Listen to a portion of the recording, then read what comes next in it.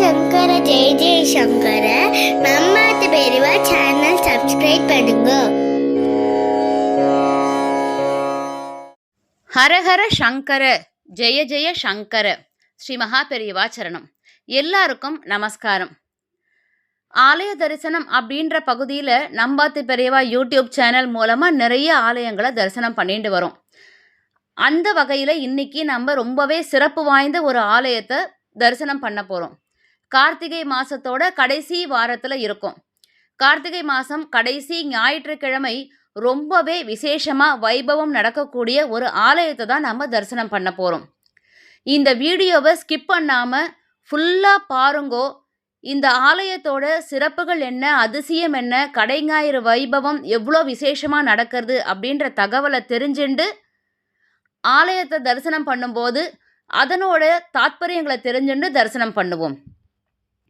ஒரு ஸ்தலம் திருவண்ணாமலையை போலவே அதிசய சக்தியாக இருக்குது.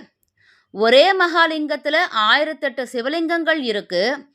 அது மட்டும் இல்லாமல் கனவில் தோன்றி வரம் தரும் ஈசன் அருளால் புகழ்பெற்றது.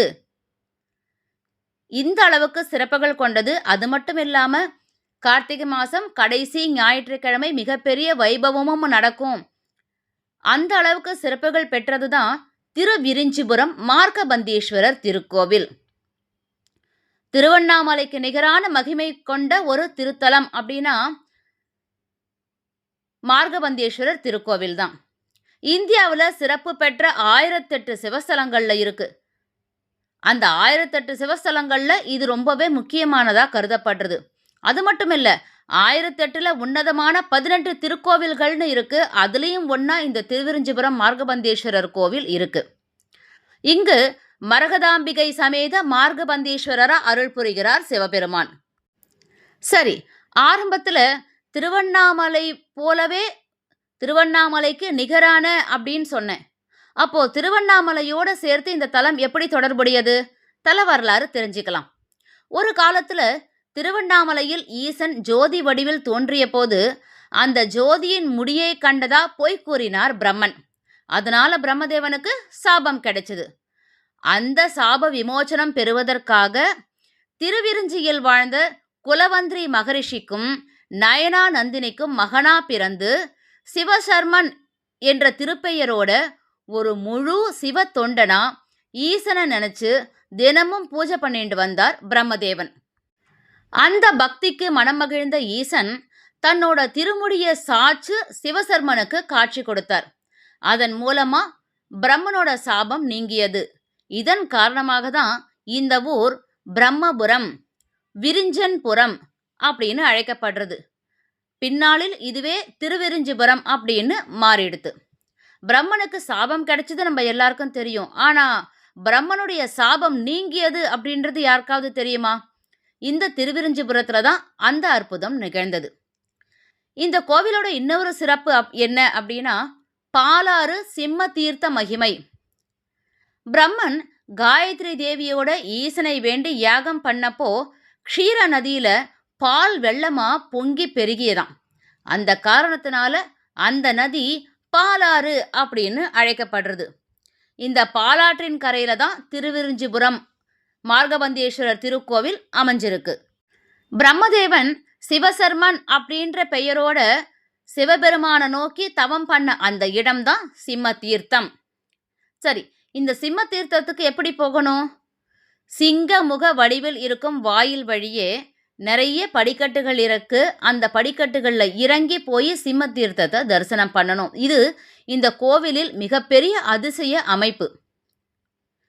கார்த்திகை மாதம் கடை ஞாயிறு கனவில் வரும் தரும் ஈசன் அடுத்த அற்புதம். கார்த்திகை மாதம் ஒவ்வொரு கடைசி ஞாயிற்றுக்கிழமை தோறும், ஒவ்வொரு கார்த்திகை மாதமும் கடைசி ஞாயிற்றுக்கிழமை இங்கே நடைபெறும் சிம்ம குள நீராட்டம், அதாவது கடை ஞாயிறு வைபவம் ரொம்பவே பிரசித்தம். எதனால அப்படின்னா இந்த நாளில் திருமணம் ஆகாத பெண்கள், குழந்தை பாக்கியம் இல்லாத பெண்கள், இந்த பேய் பிசாசு பில்லி சூனியம் சொல்கிறா இல்லையா, இந்த மாதிரி பாதிப்பு இருக்கிறவர்கள் எல்லாருமே இந்த சிம்ம குளத்தில் நீராடி கோவில் பிரகாரத்தில் அன்னைக்கு ராத்திரி படுத்து தூங்குறா. அவளுடைய கனவுல ஈசன் நேரில் தோன்றி வேண்டிய வரத்தை அருள் புரிகிறார். இந்த அனுபவம் நிறைய பக்தர்களோட வாழ்க்கையில பெரிய நம்பிக்கையை கொண்டு வந்திருக்கிற ஒரு அதிசயம். அதனால தான் கனவில் தோன்றி வரம் தரும் ஈசன் அப்படின்னு ஆரம்பத்தில் சொன்னது. இந்த கோவிலோட அடுத்த சிறப்பு என்ன தெரியுமா? பாஸ்கர க்ஷேத்திரம், அதாவது சூரிய பகவான் தரிசிக்கும் மகாலிங்கம்.